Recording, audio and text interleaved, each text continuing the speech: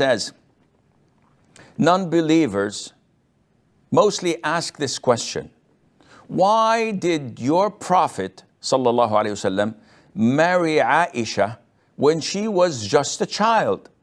How do we respond to them? First of all, you do not have to respond to every question that you're asked. If someone asks you an inappropriate question, would you answer him?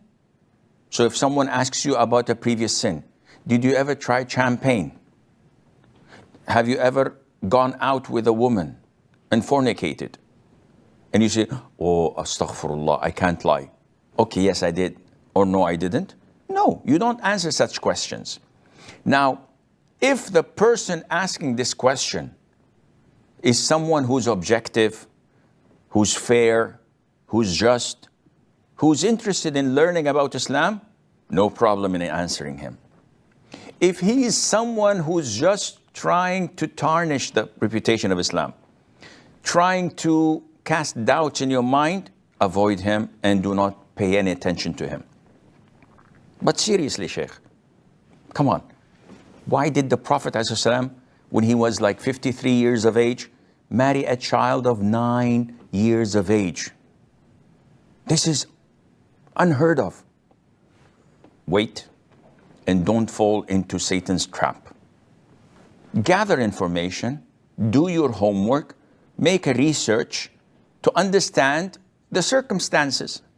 Then you can answer this, inshallah, with clarity and transparency. First of all,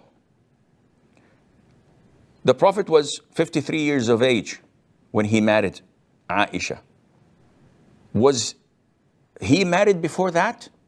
Yes, he was married when he was 25 years of age. For a quarter of a century, he married a woman who was 15 years older than him.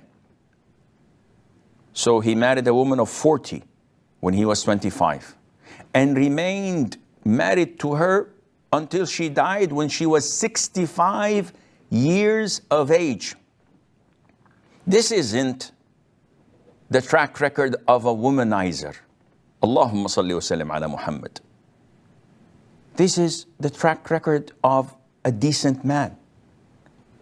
In the prime of his youth, being satisfied and content with an older woman for 25 years, definitely this man is a decent person. Okay, Sheikh, but again, why did he marry this child? After she died, that is Khadija, may Allah be pleased with her, he married a woman his age, Sauda bin Zam'a. She was also 50 plus years of age. Because she was a widowed and she was alone, and he wanted to console her by marrying her. And Aisha, by the way, before the Prophet proposed to her, already Jubayr ibn Mut'im ibn Adi, may Allah be pleased with him, his father proposed to Abu Bakr for his son. So he proposed to Aisha to get married to his son Jubayr. But when Abu Bakr declined, then the Prophet ﷺ proposed. Why did the Prophet propose, ﷺ? Because Allah ordered him to marry her in a revelation. And he saw her picture twice, brought to him by Jibril. Why did he marry Aisha? Because she was the daughter of his lifetime friend, his best friend, Abu Bakr. And they wanted to strengthen the bond. So he married her. But again, why at this young age? This is the norm. At the time of the Prophet ﷺ, this is the age that girls got married in. Don't judge their era with the standards we have today. In Kyrgyzstan today, the average age of marriage is from 10 to 13. In Mexico, in some states, the age of marriage is 14, and in some it's 18. Even the idol worshippers, the Jews, the Christians, for 13 centuries, no one had ever spoken about why is he or was he married to such a young girl, because this was normal. Umar ibn al-Khattab, who was like in his 60s, married his friend's daughter, the daughter of Ali, who was a child of 11 or 12 years of age. That was the norm.